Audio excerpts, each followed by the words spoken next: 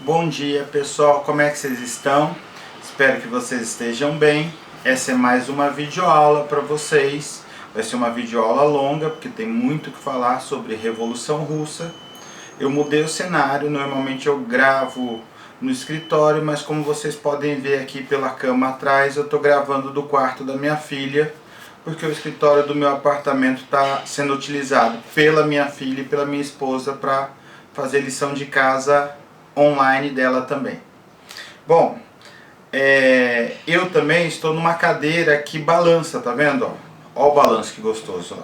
Eu vou tentar não mexer enquanto eu falo, mas é quase irresistível para mim falar balançando. Acho que todo mundo gosta de se balançar, então vocês vão me entender. Se eu estiver balançando, é um movimento involuntário, tá? Garanto a vocês. Bom, mas vamos falar de Revolução Russa. A Revolução Russa, ela foi um evento histórico que influenciou a história mundial e aconteceu em 1917. Logicamente, pelo nome já está fácil, aconteceu na Rússia. Mas antes de eu te falar da Revolução propriamente, eu tenho que te falar o que veio antes da Revolução.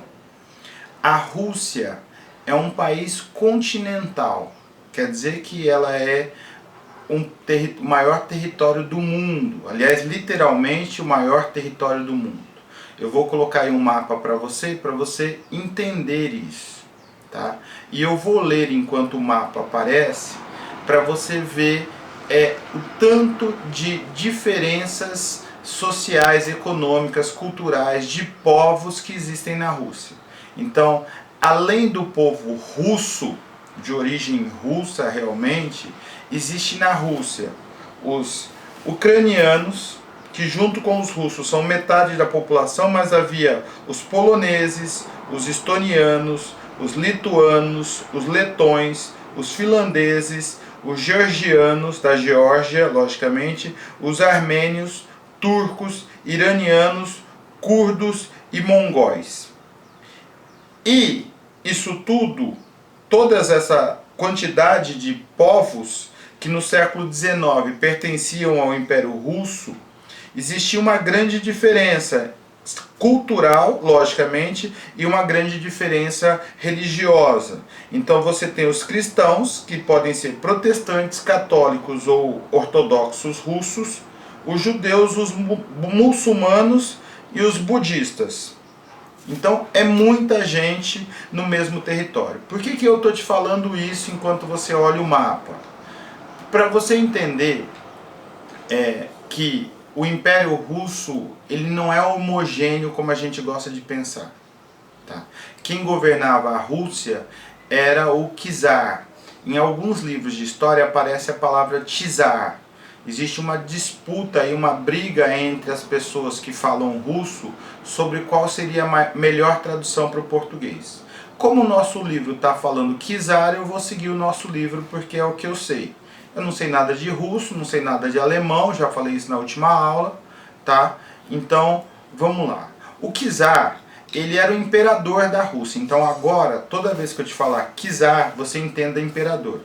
Ele governava a Rússia no século XIX com mão de ferro. Tá? Era um governo absolutamente centralizado, ou seja, o czar decidia tudo.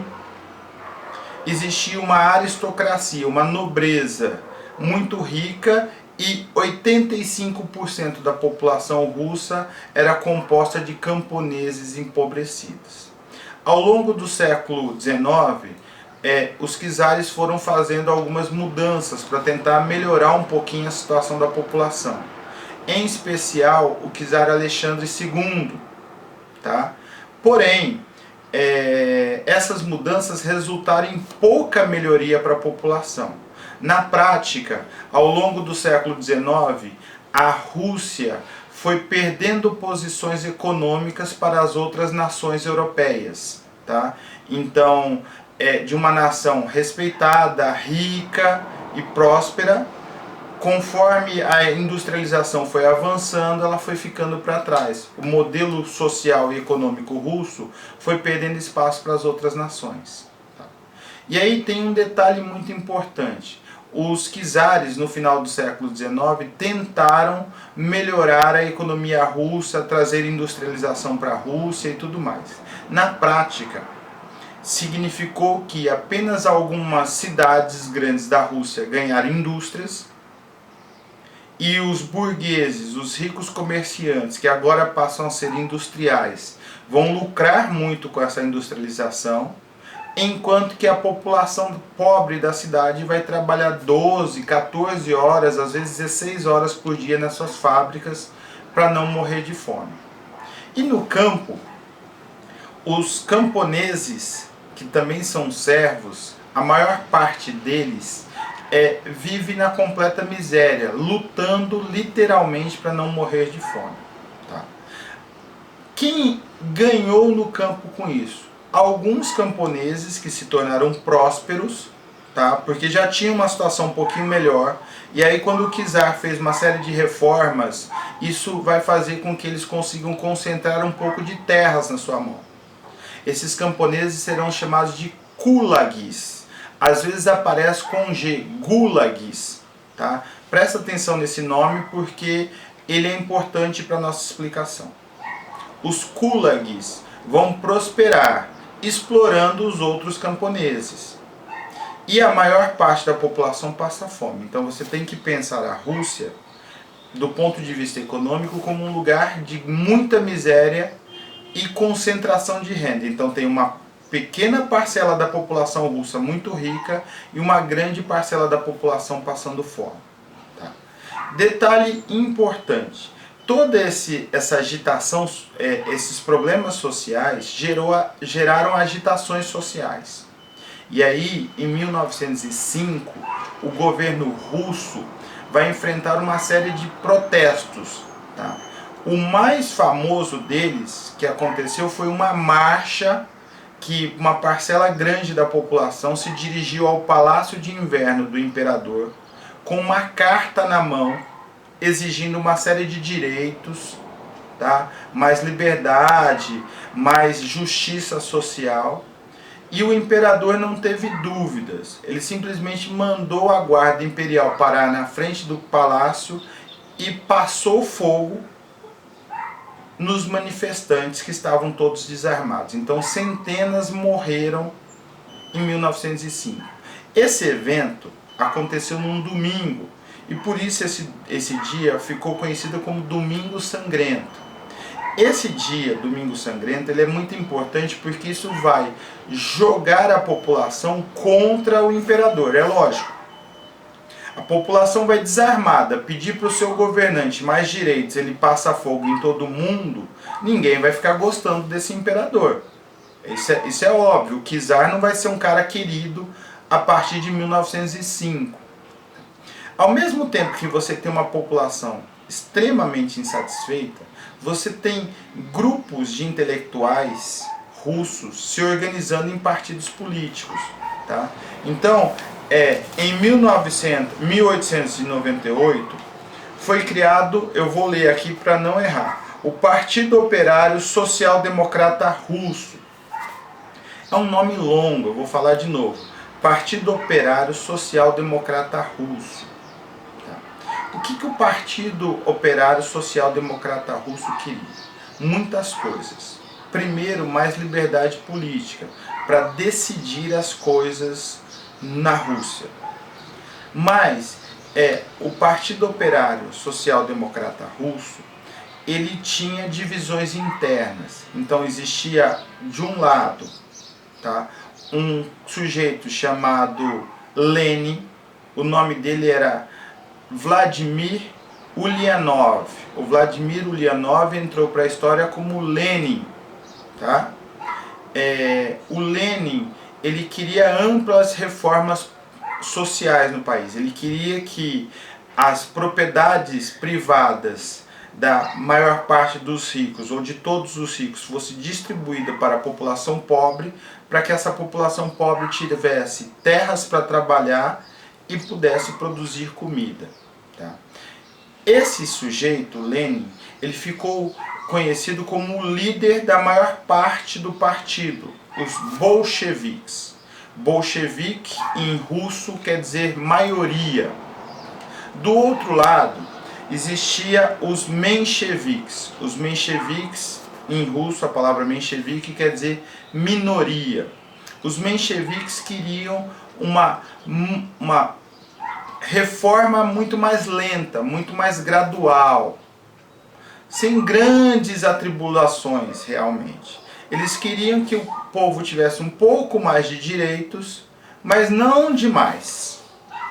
E isso, obviamente, essa diferença desses pontos de vista vão realmente transformar essa situação numa situação explosiva, porque o próprio partido tem disputas internas. E aí eu vou te falar uma coisa que o seu livro não fala, mas é importante que você entenda.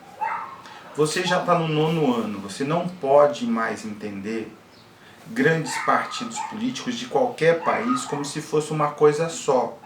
Do tipo, o fulano é daquele partido, todo mundo que está lá dentro concorda com tudo. Não, eles concordam com algumas coisas. Nem todo mundo que está dentro do mesmo partido concorda com tudo. Nem todo mundo que está dentro das Forças Armadas concorda uma opinião com o outro. Nem todo mundo que faz parte da mesma religião concorda um com o outro. Nós temos que ser capazes de perceber essas diferenças internas. Deu para entender? Bom, mas a partir do Domingo Sangrento, em 1905, a partir dessas disputas internas entre o Partido Operário Russo, nós vamos ter uma divisão de ideias. Os mencheviques, de um lado, querem que a burguesia, os ricos, se unam com a população para dar alguns direitos para a população e que a população nunca vai ficar tão rica quanto a burguesia. Isso é claro.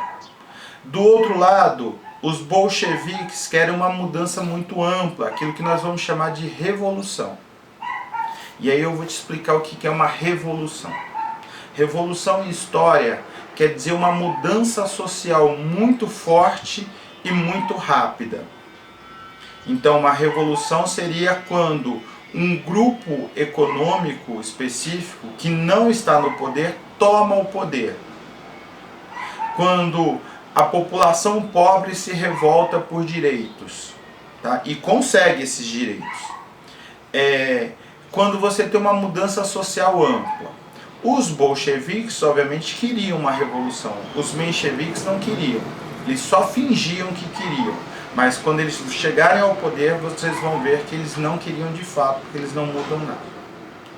Mas isso tudo eu vou deixar para a próxima aula. Tá? Isso que eu falei para vocês está na página 65, 66, 67 do seu livro. São 4 ou 5 páginas aí que estão relativamente bem resumidas. Tá bom? Estou morrendo de saudades. Espero que você faça as lições. Não fica preocupado com a sua nota, fica preocupado em aprender alguma coisa. Nesse momento, é importante que você estuda? Lógico que é. Para você manter o seu cérebro trabalhando, não ficar só vendo televisão e porcaria na televisão. Mas se você puder ler um livro, se você puder assistir um programa instrutivo na televisão, isso também é aprendizado. Isso também é importante. A escola não é o único lugar para você aprender coisas. Aliás, ela é um dos poucos lugares em que você é obrigado a aprender coisas que muitas vezes não fazem sentido para você. Tá? Então, procure alguma coisa que você goste e tente aprender sobre isso. Tá bom? Beijão. Tchau, tchau. Até a próxima videoaula.